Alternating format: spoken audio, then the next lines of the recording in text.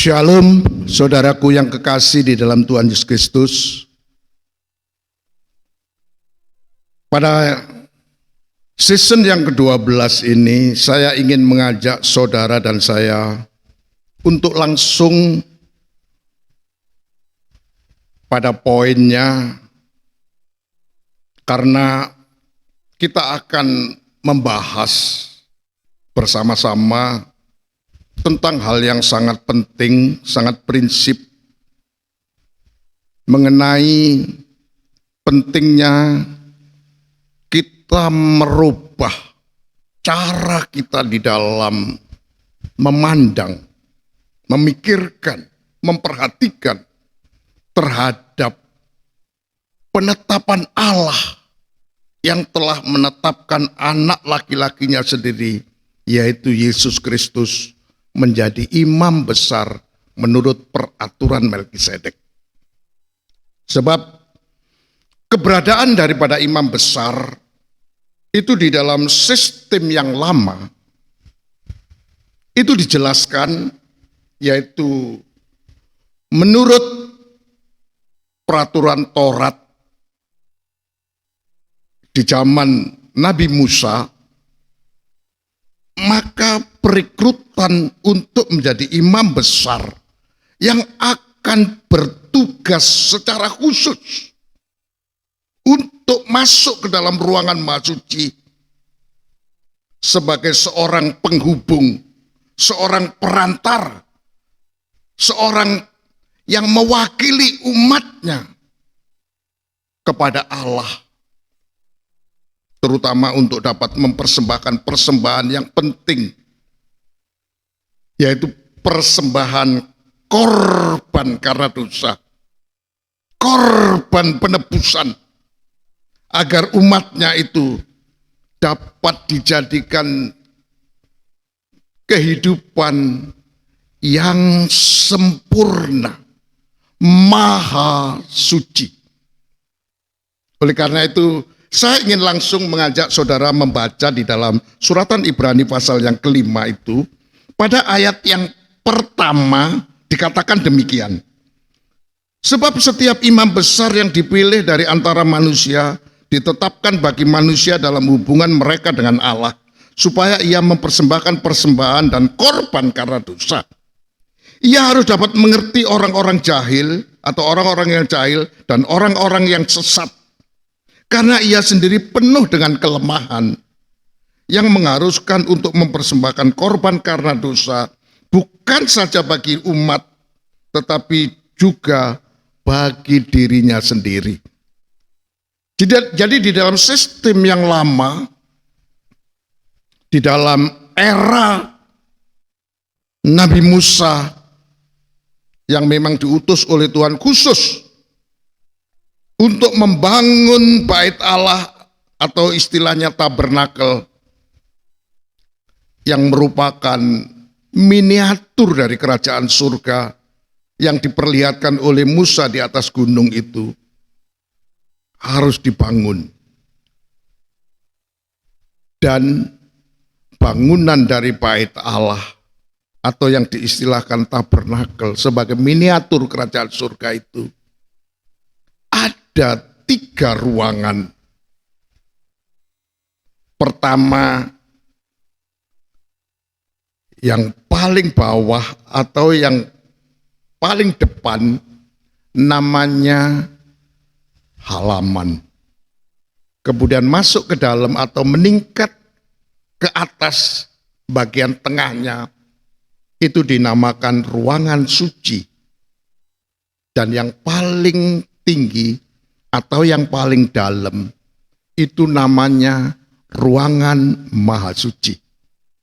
Dan kita tahu bahwa di dalam ruangan Maha Suci itulah tempatnya Allah bertahta. Keberadaannya Allah itu di dalam ruangan Maha Suci. Oleh karena itu, dalam sistem yang lama, setahun sekali seorang imam besar itu yang dipilih oleh Allah itu untuk masuk ke dalam ruangan Maha Suci, membawa persembahan-persembahan umatnya, khususnya persembahan korban karena dosa. Dijelaskan tadi dalam sistem yang lama, imam besar yang dipilih dari manusia atau dari antara umat secara khusus yang diatur di dalam Taurat itu adalah dikenal dengan imamat Lewi, tahbisan Harun dan anak-anaknya. Ya, jadi itu dalam masuk ke dalam ruangan puji harus membawa 2 korban karena dosa. 1 korban karena dosa dipersembahkan kepada Allah untuk menghapus dosanya sendiri. Baru imam besar itu kemudian mempersembahkan korban penghapus dosa untuk umatnya. Karena alasannya imam besar yang dipilih dari manusia itu terdapat kelemahannya sebagai manusia.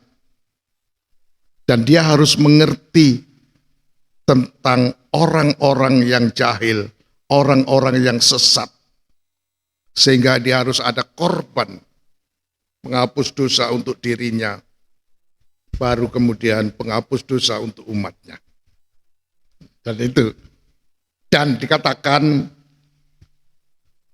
perekrutan untuk menjadi imam besar itu tidak bisa seorang pun untuk bisa mengangkat dirinya menjadi imam besar. Tidak bisa. Karena imam besar itu rekrutmennya dilakukan oleh Allah sendiri. Allah lah yang menetapkan, Allah lah yang memilih seseorang itu untuk bisa menjadi imam besar. Di dalam zaman atau sistem yang lama, perekrutan imam besar yang tugas pokoknya saya katakan itu sangat penting, sangat strategis untuk menjadi penghubung antara umat dengan Allah, terutama untuk mewakili umatnya di dalam menyelesaikan persoalan dosa, yaitu penebusan dosa. Dan itu harus imam besar yang mempersembahkannya, sehingga dia harus masuk dalam ruangan Maha Suci itu. Seperti dikatakan di dalam ayat yang keempat, dan tidak seorang pun yang mengambil kehormatan bagi dirinya sendiri, tetapi dipanggil untuk itu oleh Allah, seperti yang telah terjadi dengan Harun. Jadi sekali lagi, Allah di dalam merekrut seseorang itu untuk menjadi imam besar, itu tidak bisa semaunya sendiri. Orang itu mengangkat dirinya untuk menjadi imam, tidak bisa. Karena rekrutmennya yang menentukan adalah Allah sendiri.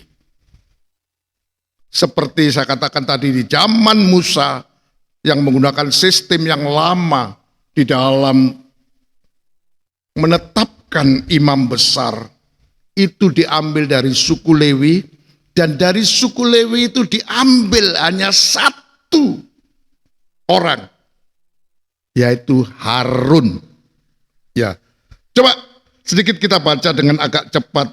Keluaran 28 ayat 1 mengatakan demikian. Tuhan mengatakan kepada Musa, engkau harus menyuruh abangmu Harun bersama-sama dengan anak-anaknya datang kepadamu dari tengah-tengah orang Israel untuk memegang jabatan imam bagiku. Harun dan anak-anaknya Harun, yakni Nadab, Abihu, Eleazar, dan Itamar. Jadi inilah penetapan Tuhan, pilihan Tuhan. dari suku Lewi dikatakan abangnya Musa, Harun lah yang dipilih oleh Allah untuk menjadi imam bagi Tuhan. Imam besar Harun dan anak-anaknya. Itu sebabnya di dalam sistem tahbisan, di sistem yang lama itu yang dikenal dengan tahbisan imamat Lewi atau tahbisan Harun dan anak-anaknya. Jadi imam besar itu tidak bisa orang lain kecuali Harun dan anak-anaknya. Sedangkan Lewi itu tugasnya adalah hanya sampai di ruangan suci saja. Ya, itu sebabnya saya ingin mengajak mempercepat pemahaman kita terhadap rekrutmen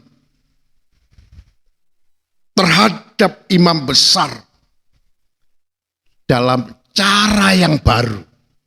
Jadi tadi cara yang lama seperti Harun.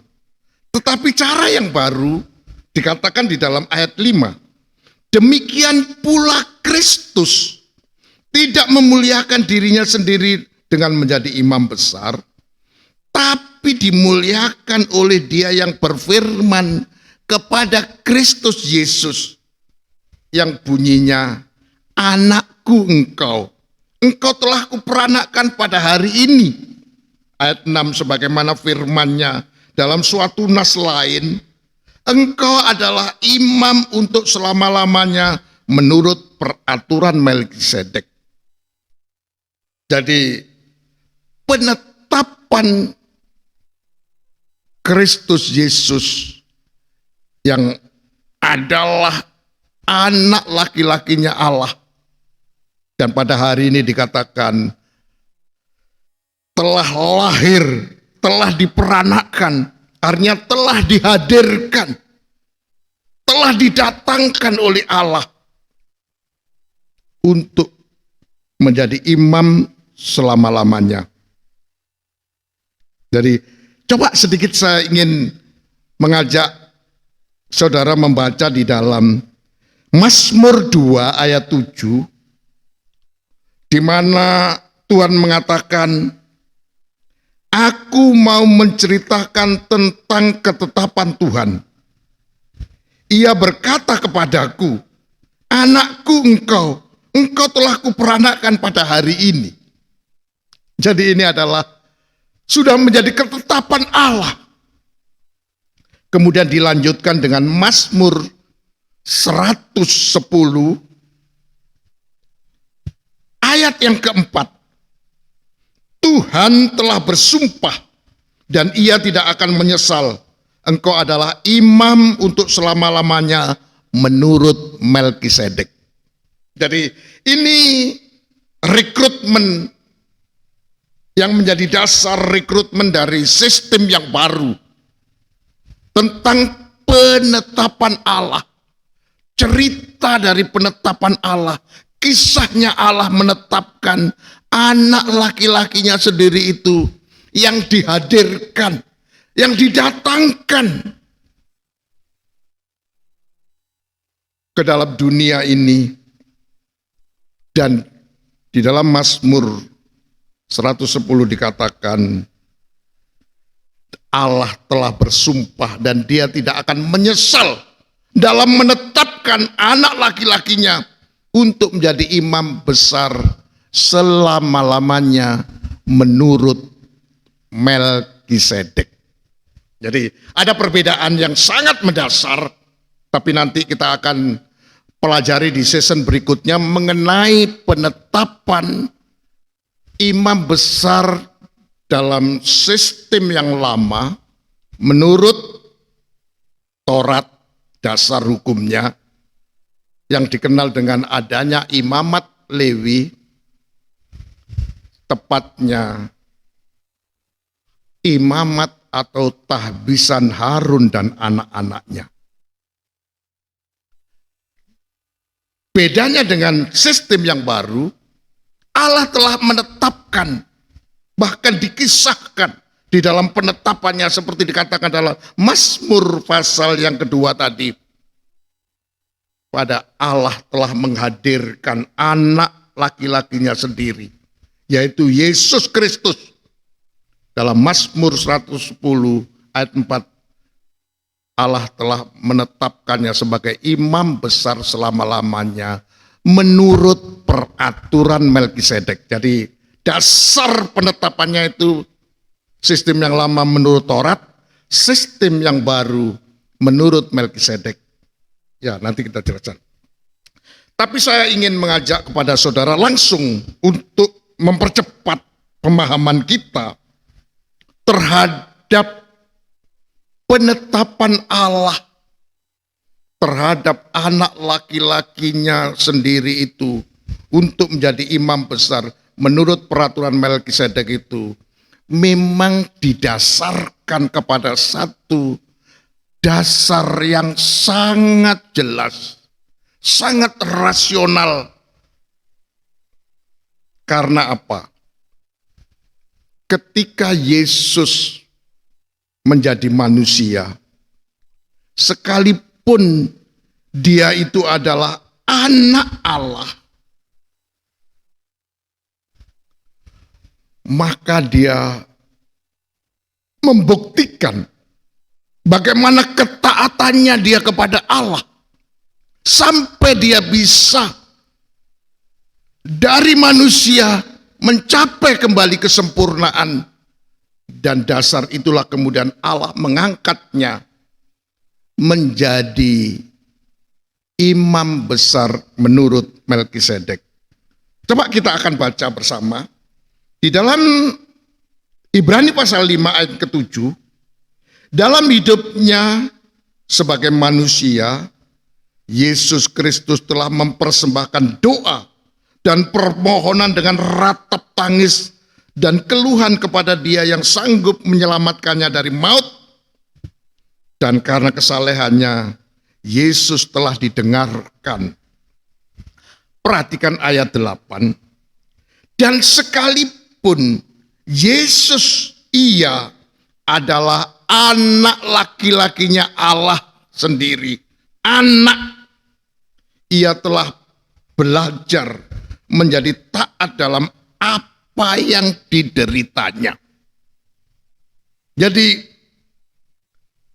inilah satu pembuktian dari Yesus ketika dia jadi manusia untuk dapat diangkat oleh Tuhan menjadi imam besar. Itu karena dia ketika jadi manusia, dua hal yang penting dilakukan adalah doa. Mengandalkan doa. Berdoa dengan sungguh-sungguh. Disertai dengan kehidupan yang saleh. Kehidupan yang memperkenankan Tuhan. Sehingga semua doanya didengar oleh Tuhan. Yang kedua, sekalipun dia itu statusnya adalah anak laki-lakinya Allah sendiri, tetapi dia telah belajar. Karena sebagai manusia, dia harus menghadapi kenyataan hidup di dunia itu akan banyak menghadapi penderitaan. Dan betul-betul dia taat terhadap apa yang dideritanya. Dari derita sejak dia kecil, remaja, sampai pemuda mungkin. Ya, itu semuanya berproses. Dia pelajari. Sampai akhirnya sebagai puncak penderitaan yang dilakukan oleh Yesus, yang dialami oleh Yesus, dia harus minum cawan yang ada di atas kayu salib. Ini satu penderitaan yang sangat-sangat luar biasa. Dari mulai dia sejak disiksa sampai disalibkan, dan di atas salib itu dia harus minum cawan, pahit getirnya dari kehidupan manusia. Saat itu dia mengatakan kepada Tuhan, kalau bisa cawan ini berlalu, tapi karena apa yang menjadi kehendakmu ya Bapa, biarlah terjadi. Akhirnya dia harus minum cawan itu. Setelah itu kemudian dia menyerahkan nyawanya. Dan saat Yesus menyerahkan nyawanya itulah, maka dia bagaikan telah masuk ke dalam ruangan Maha Suci, yaitu merobek pintu tirai itu dari atas ke bawah. Dan kemudian mati. Sehingga dikatakan di dalam ayat yang ke-9, dan sesudah Yesus mencapai kesempurnaannya, ia menjadi pokok keselamatan yang abadi bagi semua orang yang taat kepadanya. Dan ia dipanggil menjadi imam besar oleh Allah menurut peraturan Melkisedek.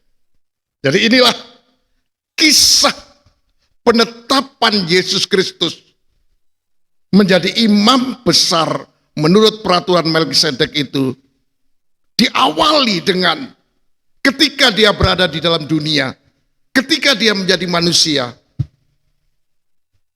dia mempelajari dengan tekun derita demi derita sampai kepada puncaknya penderitaan, yaitu dia bagaikan merobek dagingnya, mati di atas kayu salib, supaya pintu tirai yang ada di bait Allah itu robek, bagaikan dia dapat masuk ke dalam ruangan Maha Suci, dan juga menjadi pokok sumber keselamatan, kesempurnaan dari umatnya untuk bisa masuk ke dalam ruangan Maha Suci itu. Inilah yang perlu saudara dan saya pahami tentang cara yang dilakukan oleh Allah di dalam menetapkan anak laki-lakinya sendiri, yaitu Yesus Kristus, untuk menjadi imam besar menurut peraturan Melkisedek. Karena Yesus dihadapkan kepada penderitaan demi penderitaan, sampai puncaknya penderitaan itu ada di kayu salib. Dia mati, alias dia sampai mencapai kepada kesempurnaan. Untuk itu saya ingin mengajak kepada saudara dan saya untuk memperhatikan apa yang dikatakan oleh Rasul Yakobus, yang dinasihatkan, tepatnya kalau boleh saya sampaikan, yang diajarkan kepada saudara dan saya, bagaimana supaya kita dapat mencapai kepada kesempurnaan itu, seperti mekanismenya, prosesnya itu sama dengan apa yang dialami oleh Yesus Kristus ketika dia menjadi manusia, yaitu dihadapkan kepada percobaan atau penderitaan. Itu sebabnya dalam Yakobus pasal yang ke-1, coba kita akan baca bersama-sama ayat yang kedua. Saudara-saudaraku, anggaplah sebagai suatu kebahagiaan apabila kamu jatuh ke dalam berbagai-bagai pencobaan. Sebab kamu tahu bahwa ujian terhadap imanmu itu menghasilkan ketekunan, dan biarlah ketekunan itu memperoleh buah yang matang, supaya kamu menjadi sempurna dan utuh dan tidak kekurangan suatu apapun. Ini satu pelajaran yang sangat jelas. Pengajaran yang tujuannya itu untuk mencapai sempurna, utuh, dan tidak kekurangan suatu apapun. Itu menurut Rasul Yakobus. Kita harus merubah di dalam kita menghadapi pencobaan, di dalam kita menghadapi penderitaan sebagai manusia, seperti Yesus, untuk menjadi pelajaran. Harus kita belajar kepada Tuhan. Kita taati. Jangan kemudian kita salah di dalam menghadapi berbagai-bagai pencobaan. Mungkin dengan menghadapi pencobaan itu kemudian kita menjadi tegang, kita menjadi emosi, kita menjadi marah, kita menjadi frustasi, bahkan kita menjadi stres. Jangan. Karena ini merupakan pelajaran yang harus kita selesaikan.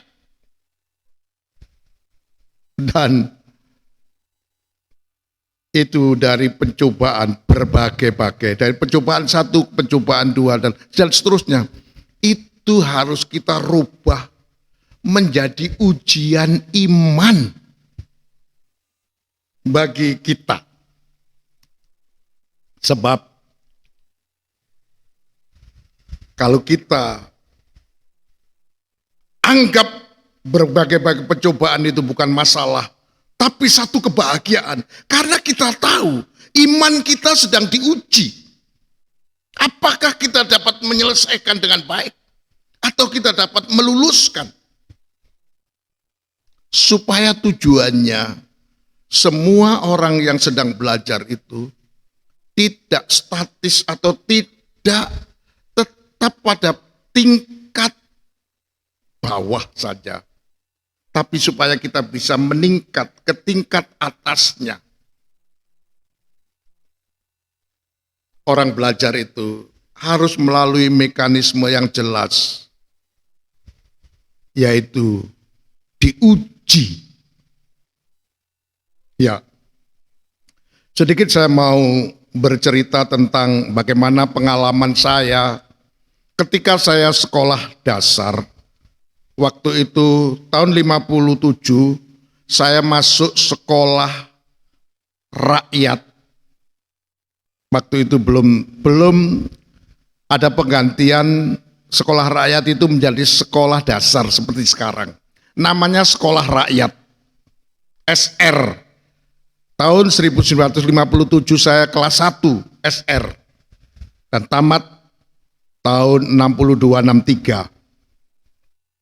Ya, sesudah itu saya melanjutkan karena saya telah melalui ujian akhir dari SR itu, kemudian lulus dan saya melanjutkan ke tingkat lebih tinggi dari SR, namanya sekolah menengah pertama. Saya sekolah di Jalan Cipto nomor 3 Malang. Jadi ingat saya SMP saya di situ. Ya, dan kemudian saya meneruskan lagi setelah lulus. Ada satu yang saya ingin jelaskan, sistem pendidikan di tahun 60-an itu berbeda dengan sistem pendidikan zaman sekarang, di era sekarang.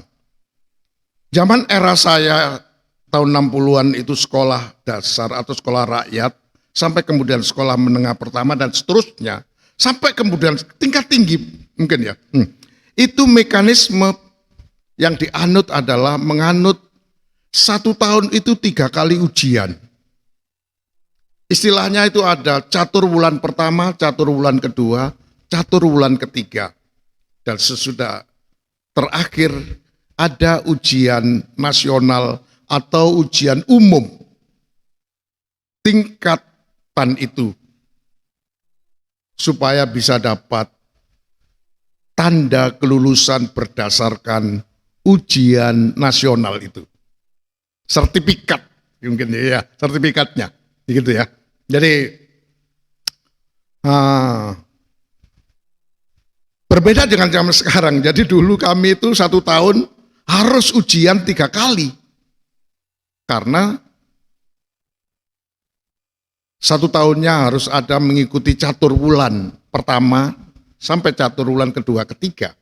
Baru nanti ujian, baru nanti kita akan naik kelas. Kalau sekarang ini berbeda.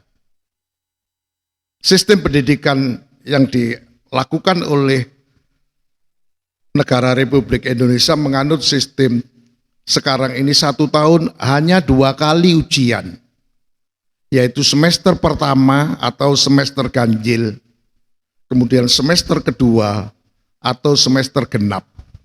Hanya 2 saja 1 tahun. Jadi sebenarnya lebih banyak di era saya orang mengikuti ujian itu. Ya, jadi kalau sekarang itu di SD cukup 12 kali ujian, karena 1 tahunnya 2 kali, 6 kali tingkatan sama dengan 12, ditambah lagi ujian nasionalnya atau ujian umumnya itu 1 kali, jadi 13 kali. Baru nanti kalau dia lulus bisa naik ke tingkat tinggi, yaitu melanjutkan ke SMP. Di SMP juga 3 tingkatan, kali 2, 6, ditambah ujian umumnya atau ujian nasionalnya, itu sekali sama dengan 7 kali. 13 tambah 7 sama dengan 20 kali. Dan nanti kalau bisa lulus dari SMP, bisa naik tingkat lanjutan yang ke tingkat atasnya atau tingkat tingginya, yang namanya bukan lagi sekolah menengah pertama di era saya itu, namanya sekolah menengah atas. Iya, di situ ya. Kalau sekarang ini sekolah menengah umum, kalau tidak salah ya. Itu 3 kali tingkatan juga. Dan kalau kita sudah bisa tamat sekolah menengah atas, dan kita bisa lulus, mempunyai ijazah, kita bisa melanjutkan ke pendidikan yang lebih tinggi. Namanya perguruan tinggi. Bukan lagi sekolah, perguruan tinggi. Nah, itu sebabnya di Kementerian Pendidikan Republik Indonesia itu diatur atau mempunyai seorang yang bertanggung jawab terhadap pendidikan dasar, itu namanya Dirjen Pendidikan Dasar. Nanti ada, nggak pernah ada menteri juga ya, ada dianggap waktu itu seperti menteri, sejajar dengan menteri, namanya Dirjen Pendidikan Tinggi, Dikti. Jadi Dikti itu nanti akan bagaikan orang harus mengikuti ujian tiap 2 tahun, dan itu ditentukan dengan banyaknya SKS atau apa ya itu ya, 144 baru bisa menjadi sarjana penuh, dilanjutkan kemudian S2, S3 sampai S4. Itu paling tinggi. Udah. Jadi ini puncaknya. Jadi saya ingin memberikan penekanan yang dalam kepada saudara dan saya. Memang ini bukan hal yang mudah. Saya sendiri sebenarnya sewaktu saya membaca Yakobus ini seperti enak ya untuk bisa menghadapi berbagai-bagai percobaan. Kita anggap satu kebahagiaan. Jadi dari sistem pencobaan saja kita rubah menjadi satu kebahagiaan, itu bukan hal yang mudah. Terus terang saja, saya sebagai manusia sudah terlalu banyak mengalami, sudah nggak bisa saya hitung bagaimana. Kalau saya mau review atau saya mereview ke belakang saya, dari saya sejak kecil sampai saya seumur sekarang ini, udah nggak bisa terhitung. Sudah berbagai-bagai pencobaan, tapi saya bersyukur. akhir-akhir ini saya dapat mengerti, ternyata pencobaan-pencobaan yang Tuhan izinkan terjadi di dalam kehidupan kita sebagai manusia yang berada di dalam dunia ini, dan itu semua dialami oleh manusia. Maaf, dan manusia yang ada di dalam ruangan maha suci seperti Adam dan Hawa, itu pun masih dihadapkan kepada pencobaan, dan akhirnya Adam dan Hawa jatuh, yaitu kejatuhan. Ya, tetapi jangan itu kita ulangi. Oleh karena itu biarlah pencobaan-pencobaan yang kita alami itu, mari kita jadikan wahana pembelajaran seperti Yesus. Yaitu kita anggap sebagai ujian iman. Itu tadi saya katakan, kalau orang sekolah dari SD sampai SMA saja, itu ada 27 kali ujian. Belum lagi nanti kalau dia melanjutkan ke sekolah atau ke perguruan tinggi, pendidikan yang lebih tinggi, paling tinggi, maka dia akan terus masih harus dihadapkan kepada ujian-ujian. Supaya untuk dapat meningkatkan sampai kita memperoleh ketekunan, dan yang paling penting dapat membuahkan kematangan rohani. Jadi kalau sampai kita salah di dalam memandang, mengerti, memahami terhadap cobaan, ujian, itu kemudian kita tidak bisa menghasilkan yang positif. Waduh, itu berbahaya. Pertama, dampaknya adalah kita tidak akan pernah menaik kelas. Karena memang kita gagal di dalam memperoleh nilai yang sangat baik. Sehingga kita tidak pernah naik kelas. Itu sebabnya saya katakan, bagaimana kalau seorang belajar itu kemudian tidak harus melalui proses diuji, maka dia akan tetap saja pada tingkatan yang paling bawah. Kapan naiknya? Ya gitu ya. Oleh karena itu saya ingin mengajak kepada saudara dan saya untuk pada season ini untuk betul-betul, ya, terutama saya tekankan kepada diri saya bahwa menghadapi cobaan atau penderitaan itu harus kita ubah sebagai ujian iman untuk menghasilkan ketekunan dan memperoleh buah yang matang sampai kita, supaya kata firman itu, kita menjadi sempurna. Jadi untuk menjadi sempurna itu diawali harus ada buah yang positif, yaitu kematangan rohani. Jangan justru kalau kita menghadapi percobaan, rohani kita malah down. Rohani kita tambah jatuh, bukan tambah matang. Itu sebabnya harus kita mengikuti proses. Kalau kita dicoba harus lebih tekun. Ketekunan kita wujudkan. Ya. Itu sebabnya sekali lagi, mari di dalam menghadapi coba,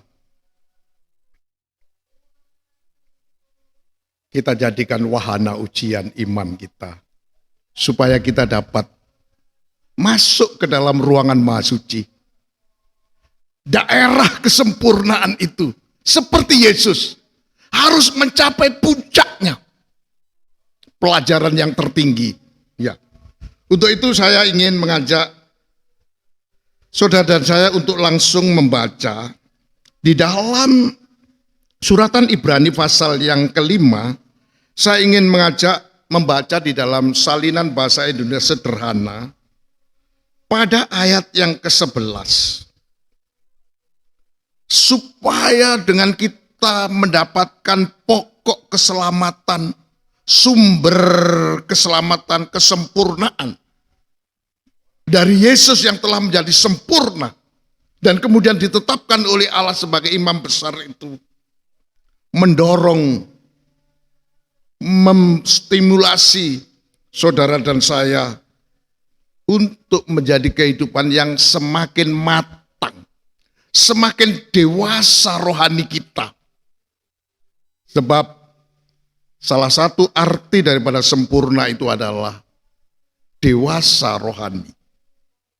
Itu sebabnya coba kita baca pada Ibrani 5 ayat 11. Sebenarnya masih banyak hal tentang Yesus dan tentang Melkisedek yang ingin saya katakan atau saya jelaskan kepada kalian. Tetapi hal-hal ini tidak mudah untuk dijelaskan. Karena saya tahu kalian sudah tidak mau berusaha untuk mengerti. Memang sekarang sudah waktunya bagi kalian untuk menjadi guru.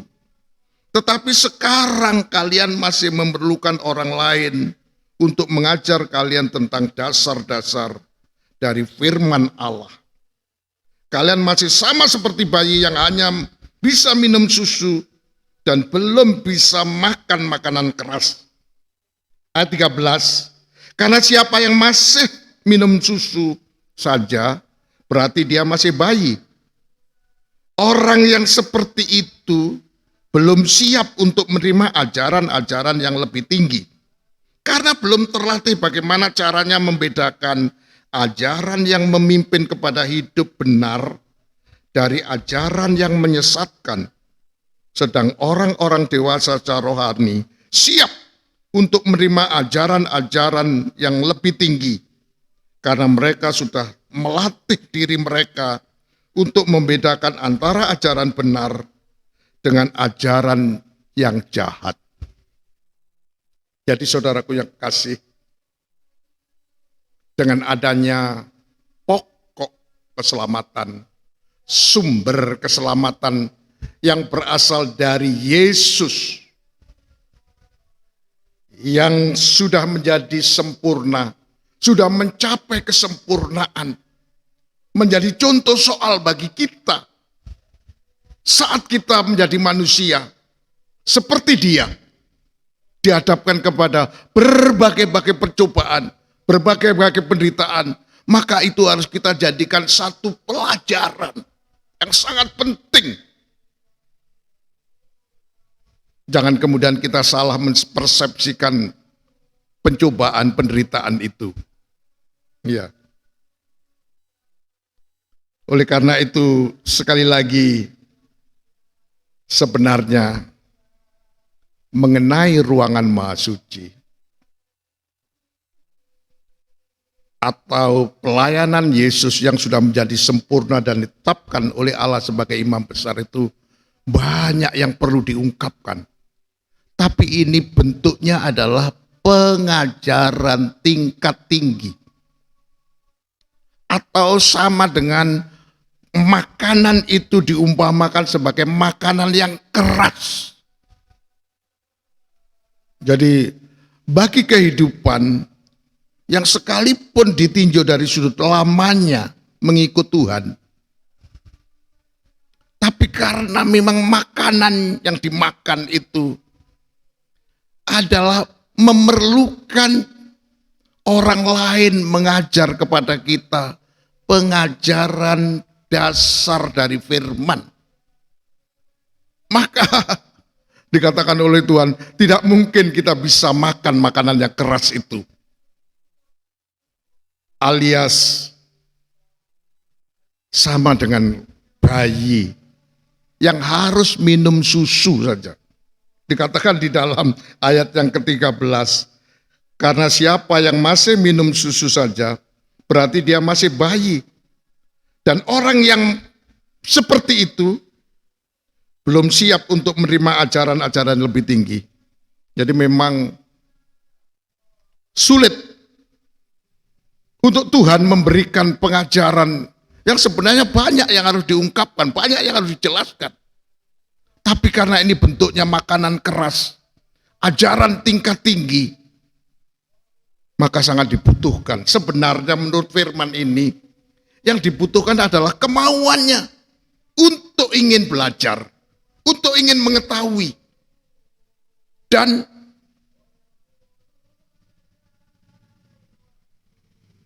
kesiapannya, ya, untuk meningkat.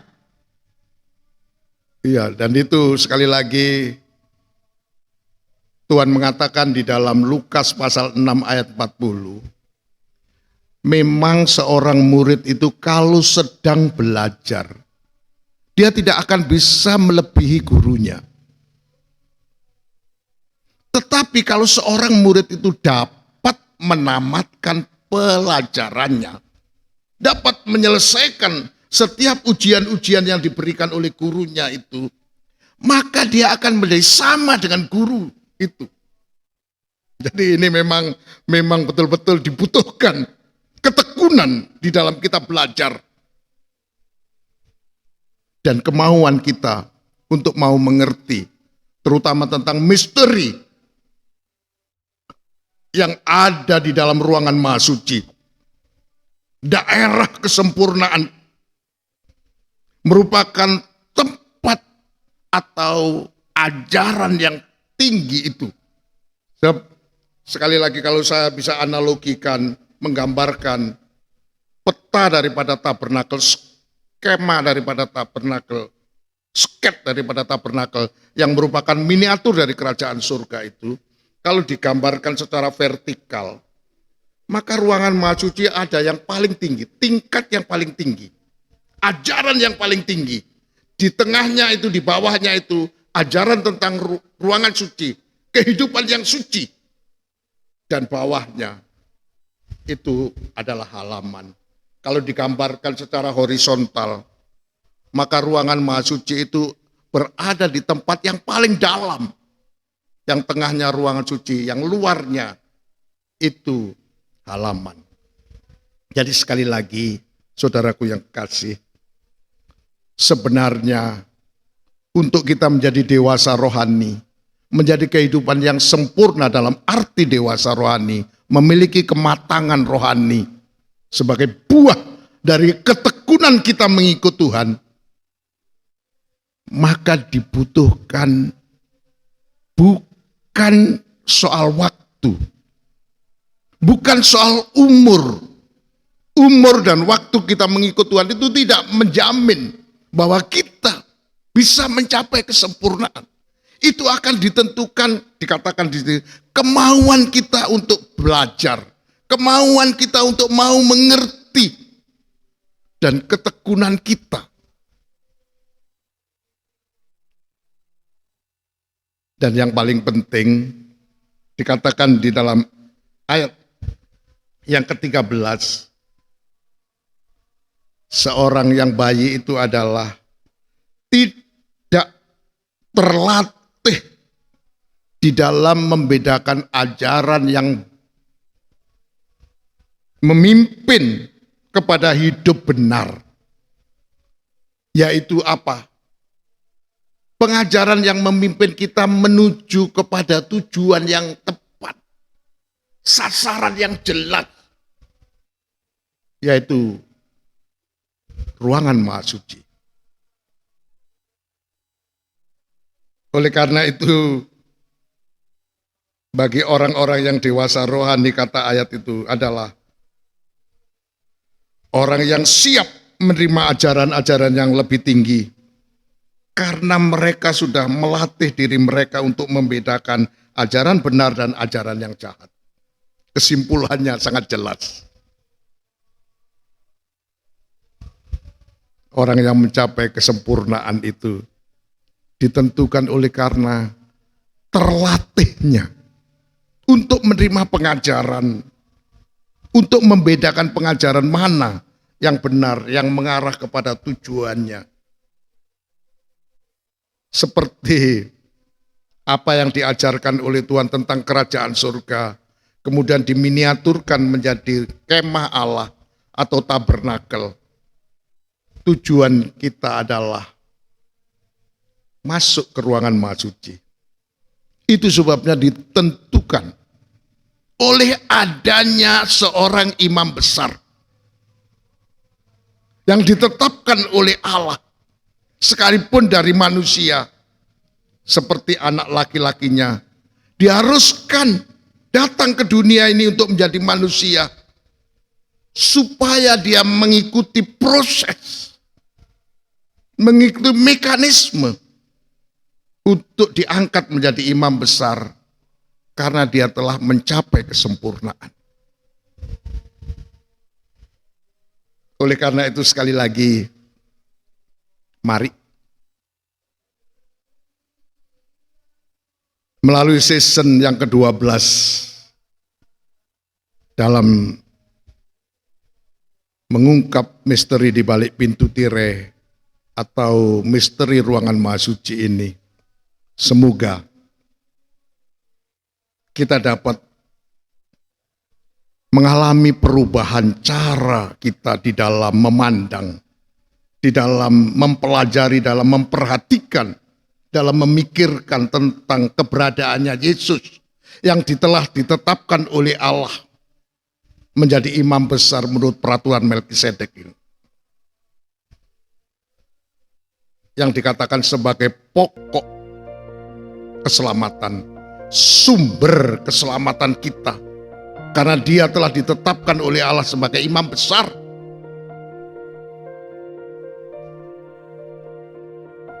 Supaya dapat memimpin kita, membawa kita masuk ke dalam ruangan Maha Suci melalui pintu tirai. Yaitu kita harus menyelesaikan segala penderitaan yang Tuhan izinkan terjadi pada diri kita. Dan itu harus kita anggap sekali lagi, jangan kita anggap sebagai musibah yang tanda petik, bahkan mungkin kita bisa sampai menyalahkan Tuhan dan sebagainya. Itu merupakan ujian iman, karena Allah ingin membawa kita masuk ke dalam ruangan Maha Suci, menuju kepada kesempurnaan, memiliki buah kematangan rohani yang berasal dari ketekunan kita. Karena kita anggap pencobaan itu sebagai ujian. Jangan kita salah mempersepsikan pencobaan itu.